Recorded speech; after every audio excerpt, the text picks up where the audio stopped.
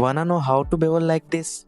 In the next few minutes, you will learn everything from basic bevels to custom bevels shapes like crowns, steps, and smooth rounded edge. What's up guys? Enough here. This is the complete beginner guide to bevel in Blender.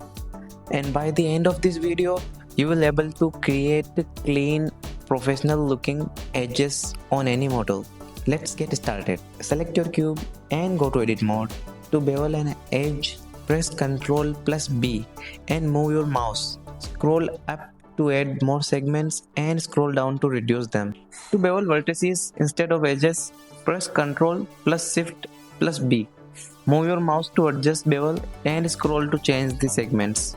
And if your bevels start overlapping, press C to clamp the overlapping.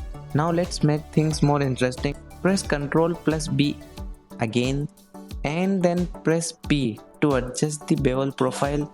This lets you create different edges shapes instead of standard round bevel. After beveling, press F9 to open the customization menu. Here you can change the width, segment profile and much more. Scroll down to custom profile and choose presets like crown, steps and other shapes.